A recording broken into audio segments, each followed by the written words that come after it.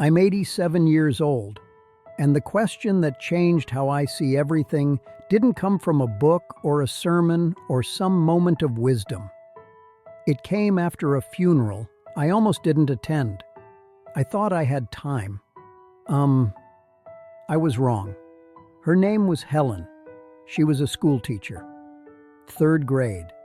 Same elementary school year after year for her entire career. Never married. No children of her own. She lived quietly, 3 houses down from us, for more than 4 decades. When she retired, there was a small gathering in the school gymnasium. Folding chairs, a sheet cake, maybe 30 people. No cameras, no speeches anyone would remember. She was given a plaque and a bouquet of flowers wrapped in thin plastic. People clapped politely, then they went home. 2 years later, Helen passed away quietly in her sleep. At her funeral, I expected a modest turnout. That's the word I used in my head. Modest. There were rows of chairs set up in the chapel. I remember counting them without realizing I was doing it. 6 rows. 7. Something like that. I stood near the back, holding the program, thinking this would be quick, respectful, uneventful. I was wrong again. The room filled, then it filled some more. People stood along the walls, then out into the hallway. By the time the service began, there wasn't an empty seat left. I remember feeling confused. Helen had been private, unassuming, the kind of person you wave to, not the kind you built your calendar around. And, one by one, people stood up to speak. A doctor talked about being a scared 3rd grader who couldn't read, and how Helen stayed late with him every day until he could. A woman in her 40s said Helen was the first adult who ever told her she wasn't stupid. A man brought his teenage daughter with him and said he became a teacher because of her. Story after story. Lives bent in quiet directions because of a woman who thought she was just doing her job. I felt something settle in my chest then. Not grief. Something heavier. This is the part people don't warn you about. You can live quietly. You can avoid attention. You can think you're not making much of a difference, and still shape more lives than you'll ever know. And the reverse is true too. Standing there, listening, I kept thinking about how many mornings I'd passed Helen on the sidewalk and barely slowed down. How many conversations we'd had that never went past weather or small talk. How often I'd assumed her life was fine. You probably think this is about loneliness. I did too at first. It isn't. It's about attention. After the funeral, I went home and sat at my kitchen table longer than usual. The house was quiet in a way I hadn't noticed before. The clock above the sink ticked louder than it should have. The refrigerator hummed on and off. Ordinary sounds, suddenly intrusive. I kept seeing the empty space beside Helen's house.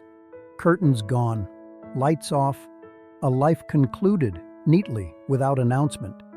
I didn't notice it when it started, but something in me shifted that day. When I was younger, my 20s, 30s, 40s, everything felt reasonable. Busy, but reasonable. Work needed attention.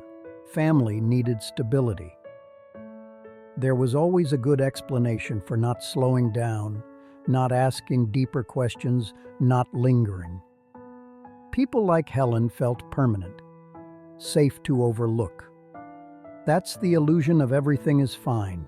It doesn't shout. It whispers. It tells you there will be time later. The turning point for me wasn't a heart attack or a diagnosis. It was realizing that I had known Helen for 42 years and barely knew her at all. I started noticing small things after that. The coat hanging on the chair in my own hallway, untouched for days. The phone that rang less often than it used to.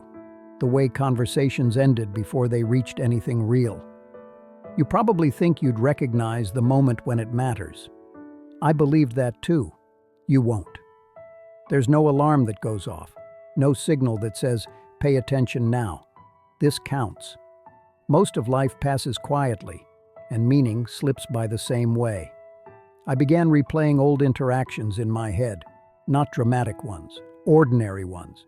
The times I waved and kept walking, the moments I filled silence instead of sitting in it, the questions I didn't ask because they felt intrusive or unnecessary. This is where the misunderstanding begins. We think regret comes from big mistakes, from obvious failures, from doing the wrong thing. Most regret comes from not doing much of anything at all. It comes from neglect without malice. I don't lose sleep over my career, or the money I made or didn't make. Those things fade easily.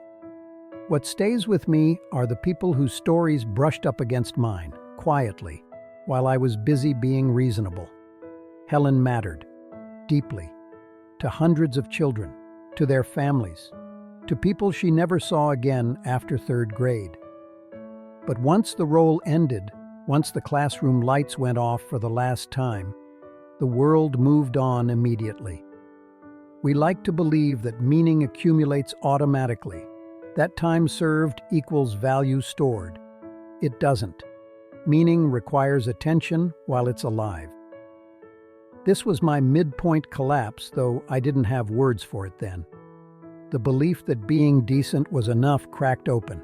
Decency isn't presence. Politeness isn't connection. Familiarity isn't knowing. Once that thought settled in me, I couldn't push it away. I started seeing how many lives are lived in the margins, how many people are essential and invisible at the same time, how often we confuse being busy with being engaged. Now, at 87, I'm aware of time in a way I never was before, not as panic, as clarity. There are fewer mornings ahead than behind. That knowledge sharpens things. It makes the room feel more solid. The silence is heavier. And I keep coming back to the same question. If someone were standing at my funeral, what would they say I noticed? Not what I achieved, not what I owned, not what I was busy with. Who did I really see? You probably think this kind of reckoning belongs to old age. I used to think that too. It doesn't. It belongs to anyone who keeps assuming there will be time later. I can't undo what I missed with Helen. I can't go back and ask the questions I never asked. I can't tell her that I see now what I didn't then. All I can do is carry the awareness forward, and it's heavier than I expected. Because once you realize how much quiet meaning you've overlooked, you start seeing it everywhere. In the tired cashier who doesn't get asked how she's doing, in the neighbor who lingers a little longer than necessary, in the people who show up day after day without applause. If this unsettles you, don't rush to make it inspirational. Sit with it. That discomfort is quieter now than it will be later. If you want, say what you keep postponing. I'll be here again if you are.